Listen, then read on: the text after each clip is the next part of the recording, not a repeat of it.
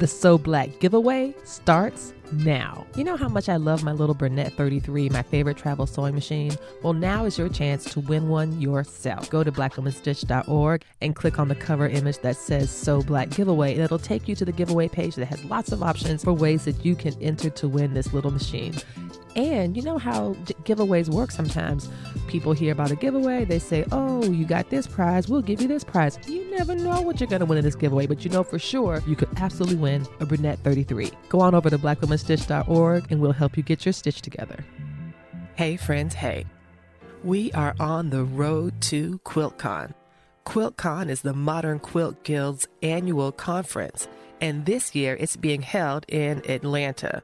And Black Women Stitch is going. We will be there hosting an affinity space called So Black. But we got to get there first. And that is what the road to QuiltCon trains, planes, and automobiles is all about. How are you getting to QuiltCon? Are you flying? Are you driving? Or are you taking the train? Black Women Stitch is taking the train.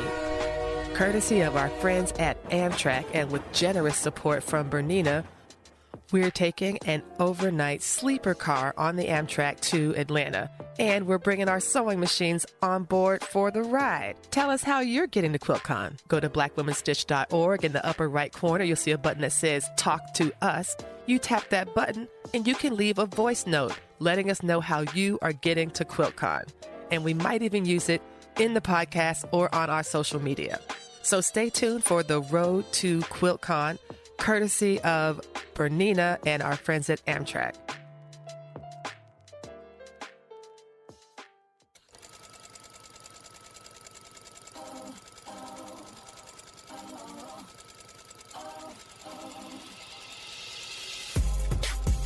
Hello, Stitchers. Welcome to Stitch Please, the official podcast of Black Women Stitch, the sewing group where Black Lives Matter. I'm your host, Lisa Woolfork. I'm a fourth-generation sewing enthusiast with more than 20 years of sewing experience. I am looking forward to today's conversation, so sit back, relax, and get ready to get your stitch together.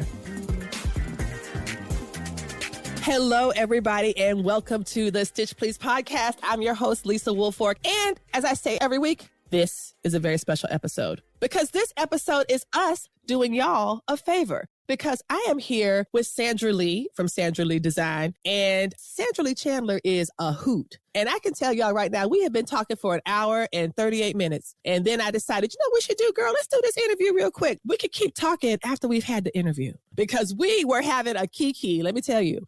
And so welcome so much, Sandra Lee Chandler. Thank you so much for joining us. Welcome to the Stitch Please podcast. Oh, well, just thank you for even asking me to talk about my favorite subject, fabric and textiles. I am so glad. I am so glad you are here. And let me tell you something, y'all. One thing I love about the podcast is that it gives me a chance to talk to some of the most amazing and interesting people on the planet. If y'all know anything about me, you know I'm really proud of my over 20 years of sewing experience. But really, my 20 years of sewing experience maxes out at about 28 years. The person I am talking to, however, has about 40 years of experience, which is kind of like twice mine. And she's not even that much older than I am. So if you are a Patreon supporter, you get to have this benefit of looking at us because I tell you, we look amazing. And when I tell you that Sandra Lee is apparently 10 years older than I am, I say, thank you so much, sis, for being a possibility model, because when I get to your years, I want to look exactly like that. So, well, thank you. Welcome, Sandra. Welcome, welcome, welcome. Sandra, let's get started with talking about your sewing story, how you got started. You had a really great teacher when you were like 7 years old, and then this kind of took you into your sewing journey. Tell us about her. So basically what happened to me is I was a new transplant to Orange County, California from Los Angeles. And it was my first experience being in public schools, coming from Catholic schools. I was very timid and shy, and I was a minority. I think they had 3 other African Americans in my whole middle school. And I went to 7th grade home economics. I came from a home where my mother and father were nerds. We weren't artsy. When I think back, my home economics teacher was just like everybody else's home economics teacher. She had a very short, boyish type cut hairstyle. She wore clothing that the perception was of an older person. Okay. She was very rules driven, very dry, very black and white, little patience, kind of screamed or yelled at a higher pitch than necessary. She sounds charming. She sounds really charming. She was. Like I said, I moved to the Orange County, the burbs. Well, in the burbs, the wives didn't work. My mom worked because we weren't from the burbs. So Audrey went to work every day. So their mothers baked cookies and all this stuff. Well, I didn't have that. My mother has never baked cookies, ever. And she's 83 years old. My mother did make cakes, but they were boxed. Okay. Which is nothing wrong with that, but that wasn't my reality. That's not her strength. That's not something that she enjoyed or was interested in. And she tells you, like, she goes, I don't like cooking. You know? Yeah, that's right. So when I walked into the classroom, when I look back now, I think one of the reasons why the teacher liked me was because I was not raising my hands all the time saying, my mother told me to do it this way. Oh my gosh, I was the person that walked in the room, and if she said jump, I said how high. And so I think for her, you know, she's trying to teach you these skills. She's teaching you cooking and sewing and all of that. And you've got these know-it-alls that feel that they need to tell the teacher how to teach them these skills. Well, you forget, Sandra, they are in the 7th grade, so they clearly know it all. What are you talking about? What does a 7th grader not know? Let's be honest. Right. 7th graders, I knew more as a 7th grader than I do now. Yeah. So for me, coming from Catholic school, I sat there and I was used to, you tell me. Compliance. I do. Yes, very much so. And so, and the other thing that when I first got into home economics and started sewing, I immediately fell in love with fabric. Like it was an instant, you talk about drugs and people, how they get addicted. That's what happened to me. Thank goodness that was fabric you found. And I'm glad it was fabric you picked up and not some crack pipe. I mean, honestly, Sandra, seriously. Yeah, and it's legal. Yeah. It's legal. So there was a instant like, I like this. I don't know what I'm doing, but I like it. So she was really encouraging with me. She let me sit at the Elna. Everybody else, we had one Elna and everything else was a singer. That's a good machine. Oh. Why did she put me at the Elna? I don't even know. Because you listened. That's why. You were a good student. You came from Catholic school. And when she said something, you said, yes, ma'am, as opposed to yes, sister. Yeah. And the other kids was like, why I got to listen to you? My mama do it better than you anyway. Well, you know, however they would say it in their own tone. That's what they meant. Exactly. So from there, at the same time, I was gifted a quilting class. My mother's best friend had gone to a fundraiser and she won, you know, it was a silent auction type thing. And she knew that I was in sewing and she gifted me quilting classes. And we had a quilting shop, a very phenomenal quilt shop in my neighborhood. In fact, I could walk to it. So for me, quilting and sewing are synonymous. Like sewing garments and quilt sewing go hand in hand. So I learned both skills at the same time in 7th grade home economics and in my private. So in some ways, is this false dichotomy, I think, this false division between apparel sewing and quilting, that they both have their own set of rules, their own thing, you know, the 5/8 seam allowance in the US versus the 1/4 seam allowance for American quilting and like all of this stuff. And you managed to think of these things simultaneously. So you were able to build, like you said, both set of skills at the same time. Do you think that 7th grade experience shaped what you eventually started doing when you went to college at Arizona State University to study home economics? Like, it's so funny you talk about this 7th grade teacher who sounds kind of mean, but she was super nice to you because you were a student that really appreciated her teaching style. And you listened when the other girls were not listening. I'm assuming they were all girls. And now you decide,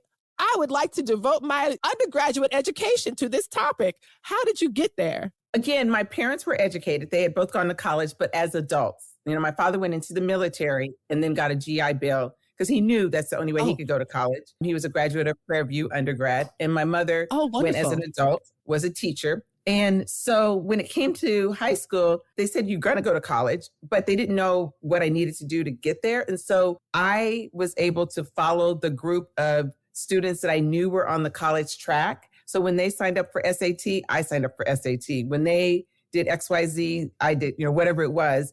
And when it came time to major, in my mind, I was like, well, I'm good at this sewing thing. And I had taken all the classes. I ended up being my home economics TA. Because the minute I was able to get a driver's license, I had a car and I literally bought all of her groceries for the next 3 years for all of her home economic classes or her cooking classes. Wow. So yes, I did that. And so I was like, well, I'm good at this sewing thing and I like fabric. So it was kind of a natural do what you like. And I've heard so many people say, do what you're good at and don't worry about the money. Yes, do what you love and the money will follow. Right. And so I ended up at Arizona State. There was a couple universities that had the major. My father had some criteria for us. We had to go somewhere that was far enough that we couldn't come home on the weekends, because he felt like an education was about learning how to get along with your peers. You can make mistakes, but they're not going to be mistakes that carry on throughout your life. So they're kind of a training ground. Yes, it is. Yes, that's true. So Arizona was 5 hours away. It's 1 hour on the airplane. And so it met his criteria and it met my criteria. I wanted to go to a school that had sports and social activities in a community that rallied around the teams. And that's what Arizona State had. Oh, that is wonderful. It's so funny that you were able to go for the sports. First of all, that your parents had some criteria, that they were like, okay, she does not need to be treating this like high school. We do not want to see her coming home to wash her clothes and doing all this stuff. She is going to be in college and be there far enough away for an emergency to pop off and we can be over there, but not that close. We want her to be able to kind of grow and develop.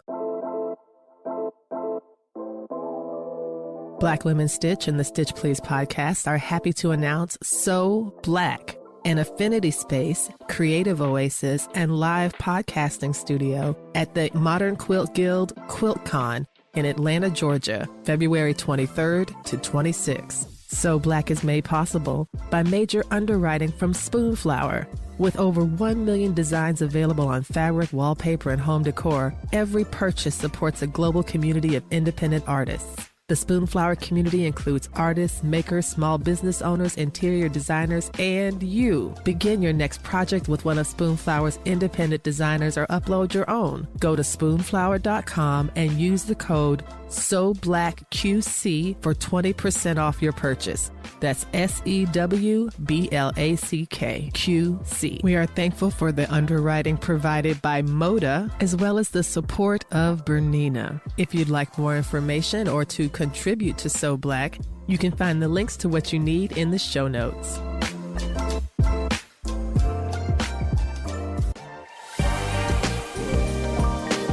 The So Black Sew and Show closes the gap between apparel sewing and quilting fabric. We are focusing on the fabrics of Black surface pattern designers E. Bond, Jen Hewitt, Rashida Coleman Hale, and Janine LaCour. And thanks to our friends at Spoonflower, you can sew Black right along with us. Go to Spoonflower and enter the code SEWBLACK, that's So Black QC, for 20% off, or visit crimsontape.com using So Black QC for 10% off. Follow the hashtag SoBlackQC and we'll help you get your stitch together. Now, do you remember when you were doing the home economics program at Arizona State, what kind of things stuck out to you? Are there any lessons that you learned, any discoveries that you made as an undergraduate studying this field that you still practice today? Yes, there's several. So the major, learning about the fibers and how they grow and the characteristics and all about fiber, definitely I use in all of my workshops. I've heard several students say, like, nobody explained that. Understanding the rules. Like, we had rules in the 70s and even in the 80s about you wash your fabrics before, about color fast, about what colors, about, how you treat your threads and what threads and fabric and weave, that we now don't need those rules. We don't have to pre-wash your fabrics. Your cotton doesn't wrinkle anymore. Our dyes are color fast. Yeah, are different. Yes. Yeah. So understanding the why behind the rules is what I feel sets me apart or sets me in a whole lane above of my own. When people come to my workshops, they're like, well, nobody's ever explained that to us. Why don't we do this? All that type of thing.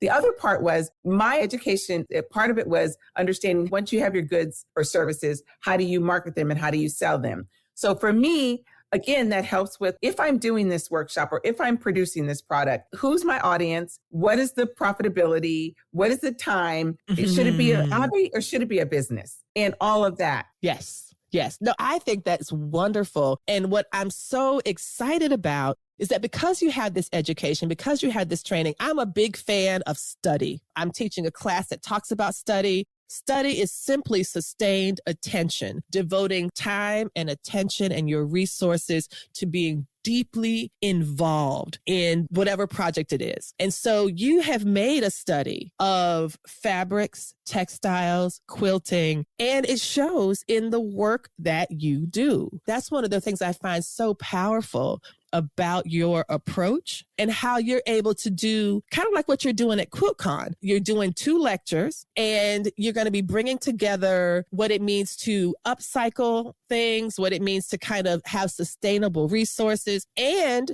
you're talking about early African-American quilts. And I think that both of these things really do complement each other. And what you've also shown is that we never stop learning, that study is a lifelong process. And so I wanted to talk a little bit about denim. I have several friends who denim is their jam.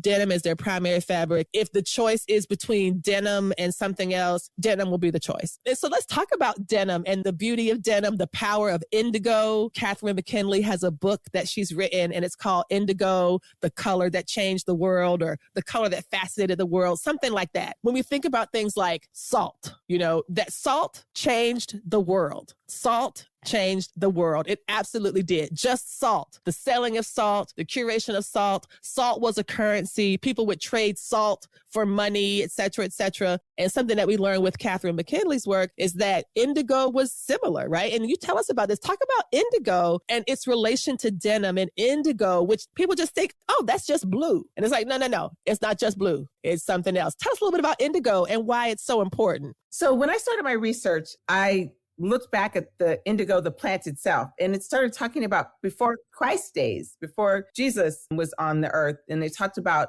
the kingdoms and how, depending on who was the ruler, he would take indigo was like diamonds. It's a resource that was very, very expensive. It was highly looked after or sought after. So there were times where nobody could get indigo except the ruling class.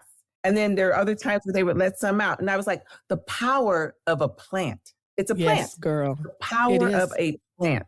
And then I started looking at how that changed the world, the societies back then. And then I went forward into indigo, and European denim was actually originated in Europe, right? It was a European weave denim. It's almost like a jacquard. There's white threads underneath it. Like there's so much complexity involved in denim. And then from there, I hip-stopped up to jeans. Who was the first person that ever made jeans? And it was not Levi Strauss. I believe that. Which everybody thinks. And so we talk about that story and the woman behind the jeans. Yes.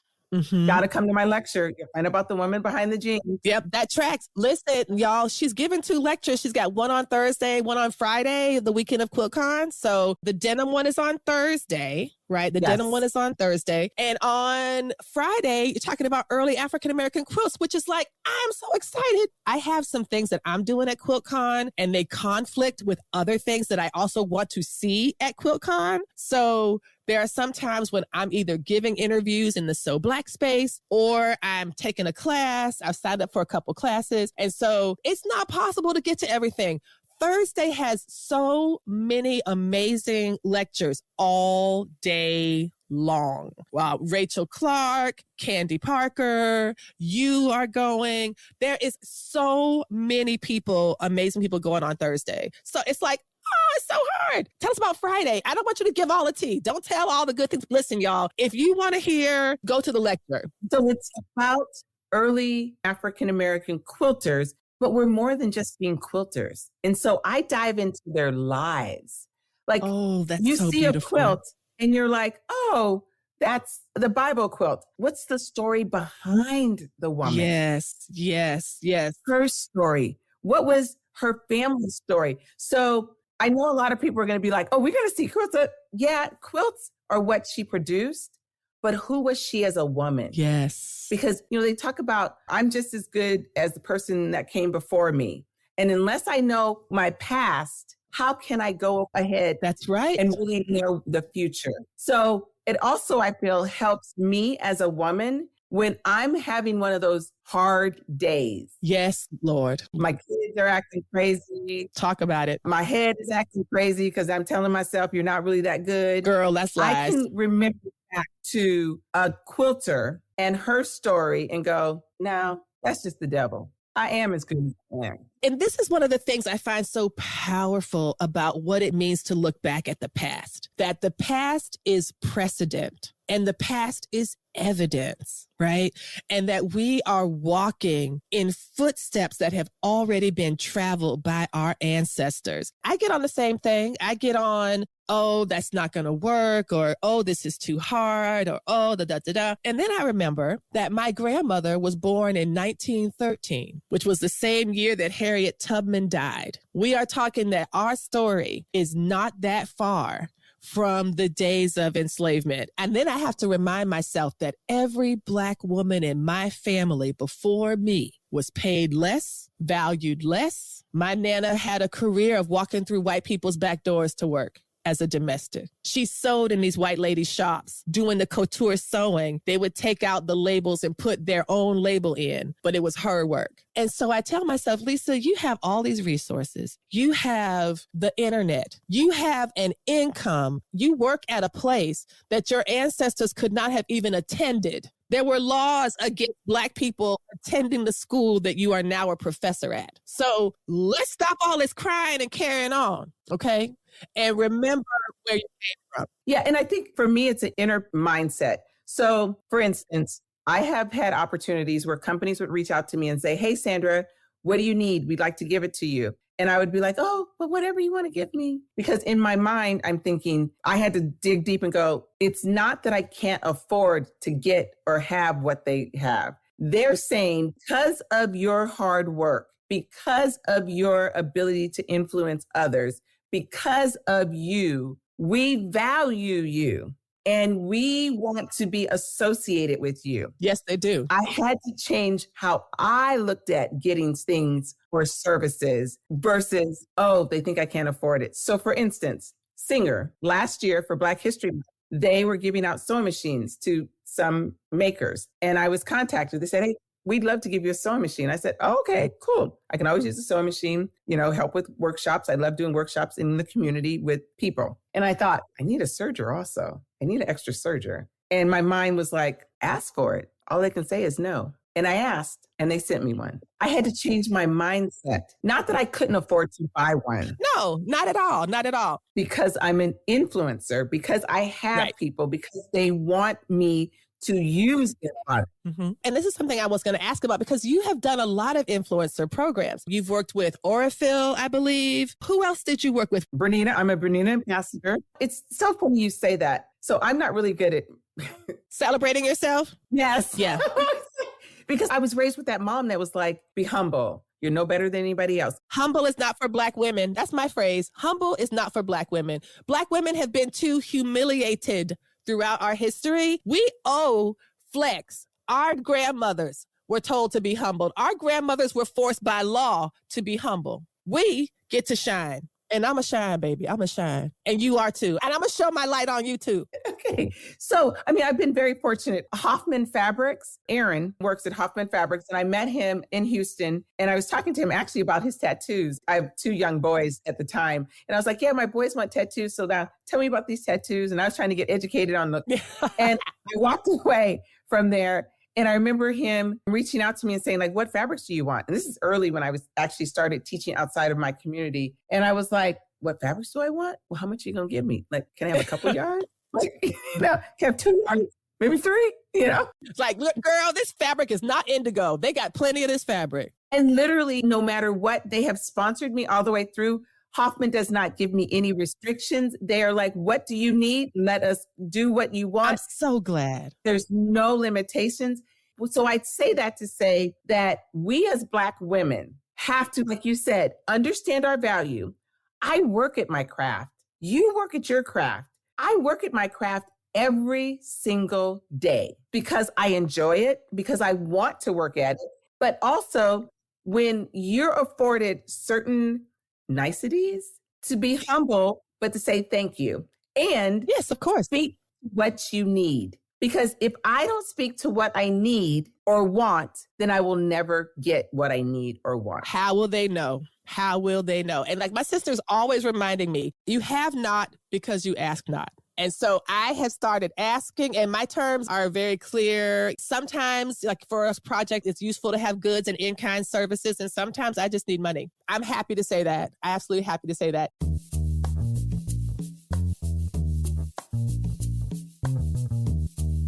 Happy Black History Month. You know that Black Women Stitch is going to be at QuiltCon, and we have a space called So Black. But even if you're not coming to QuiltCon, and seriously, why are you not coming to QuiltCon? I think it's going to be really fun. But if you're not coming to QuiltCon, you can still participate in So Black right from home. We are having a sew and show designed to amplify and elevate Black surface pattern designers who have created quilting fabrics. So in partnership with some folks in the Black Women Stitch community, we will be bringing you amazing garments and projects from fabrics by E. Bond from Free Spirit Fabrics, Jen Hewitt and Rashida Coleman Hale from Ruby Star Society, and Nefertiti Griggs and Janine LaCour from Spoonflower. You can participate in So Black by buying their fabrics and making garments from them. And in partnership with Bernina, you could be entered to win a Burnett 33 when you use the hashtag SoBlackQC. So Black QC is also a discount code, giving you 20% off at Spoonflower and 10% off at Crimson Tate. We look forward to seeing the way you sew black.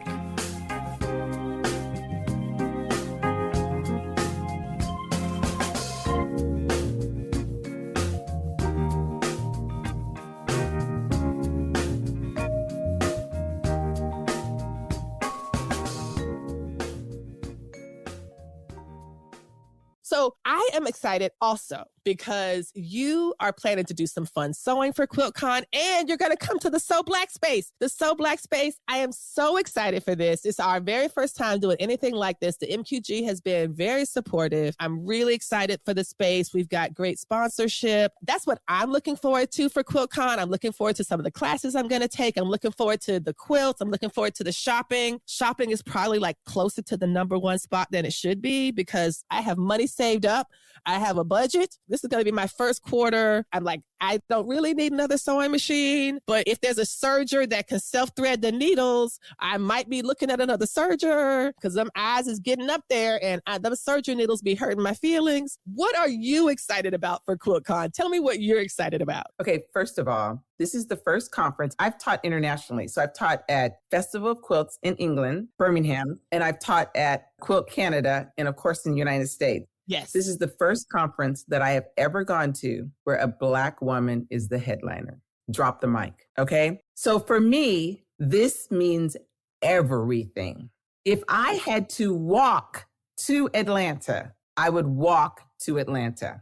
I grew up in a household where my parents were very much into supporting our people. Will they always be perfect? No. No. But the other people aren't perfect either. No, they aren't either. Nope. So I have a motto. When I go to conferences, if there's a Black person that's vending, I always buy something. Yes. Even if I don't need it, I always buy something. What's important to me about going to QuiltCon is they're in our house. Yes. That's like, what if somebody said, hey, we're going to have a party at your house and you didn't show up? That's right. That's right. Y'all, she's talking about the fact that QuiltCon is in Atlanta, Georgia. To be in Atlanta, Georgia in Black History Month, when so much of Black history was originated from either the work of folks headquartered in Atlanta or in Atlanta itself. Right? So you think about SCLC, you think about SNCC, you think about like all of these orgs that came through this place, all the organizing through Ella Baker and all of these folks that were connected through these networks, like to be in there and to have it be the 10th anniversary of QuiltCon. Now, Latifah Saafir who's Black, we know. She was the headliner last QuiltCon in Phoenix. Oh, yeah, she was. That's right. I'm sorry. She was in Phoenix. But Phoenix is a different vibe for Black folks than Atlanta. That's just facts. Latifah is, I would say, a modern quilter. Shawnee is her message. Sean's message, yes. Her messages. Yes. I hung around with her. She was in LA. I was the person that we bonded. She is a woman, she speaks very softly. But that girl carries a big stick. Like, yes, indeed. Yes, indeed. I was in a room with primarily non-African Americans, and she did her talk. And basically, she told them about themselves. And they all clapped and applauded after.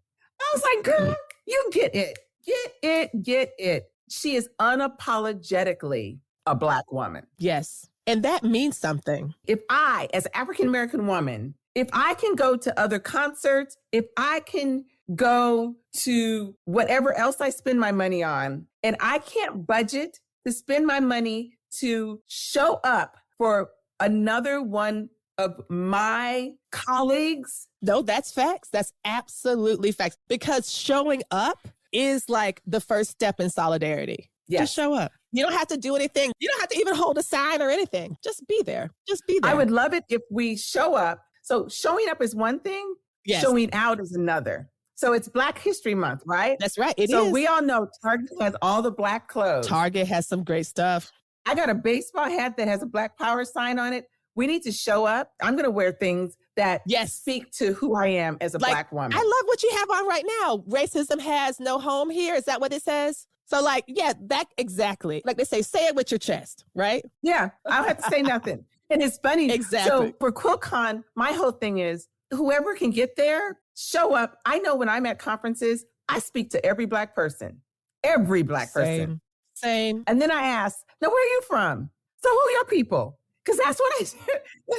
Who are your people? Maybe your people know my people. I mean, I don't know about you, but I feel like it's Christmas in February. Yeah. The 22nd, 23rd, 24th, it's going to be Christmas. It's going down. Oh, I am so excited. I am so excited. And there's so much Black excellence already in Atlanta, just in the city itself, but also the QuiltCon program. We got 4 Black vendors. We've got like 10, I think, Black teachers or lecturers. There's a substantial list. And then there's other folks who are just going to be coming to hang out. And it's so wonderful. Like I was making a list because this is something that I would do as part of centering Black women, girls, and femmes in sewing and at the QuiltCon as well. So I made a list of all the Black participants that I knew of, either from the QuiltCon program, mostly from the QuiltCon program, but also some from other folks who are like, oh yeah, I'm coming. And it looks like it's going to be a really great time. So I am looking forward to it. I really am, even though it's going to be a lot of work for me because I will be recording episodes and stuff, but I do plan to have fun too. I absolutely plan to have fun too. And I'm also looking forward to meeting in real life because y'all, we are clearly friends.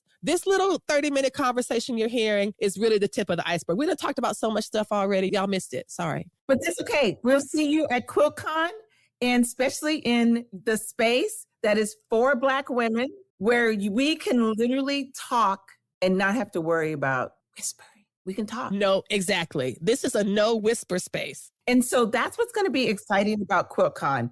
The fact that we all love and appreciate fiber. You don't have to be a quilter either to go to QuiltCon. No, not at all. Not at all. You can just be, I just want to be. Yeah. This is what the affinity space is for. It is to be. It is just for Black folks to be. Black men, Black women, Black queers, Black femmes, Black everybody Black. That is what the So Black Affinity space is centering and celebrating. And so I'm so excited that you're excited about it and that you're going to come. Yeah, I'm going to be there. And also, we need to make sure, I'd love it if you know something that's happening, please hit one of us up, our social media.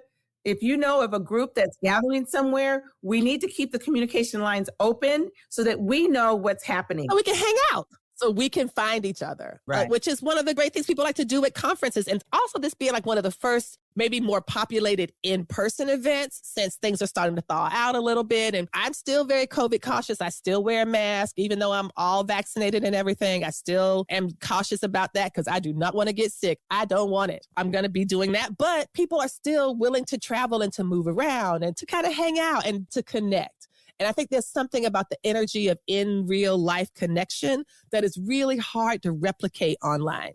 You know, it's hard to replicate that. So the idea of being able to go and sit and listen to you talk about early African-American quilters in an audience and see the slides and learn the things that I didn't know. Those are the kind of things that I'm really, really excited about. I'm going to ask you one last question, and it is a question that I ask everyone on the Stitch Please podcast. The slogan, she's surprised now because I didn't tell her this part. The slogan of the Stitch Please podcast is that we will help you get your stitch together. What is your advice? What advice would you offer us to help us get our stitch together? And this could be for anything. It could be for just in life in general. It could be for our creative lives. It could be for anything to help us get our stitch together. I say just do it. Get it done. My students know good enough, it's good enough. If you're able to get through whatever you're doing, just get it done. And I'm not saying sloppy, but don't major in the minors. Live in the moment, get her done.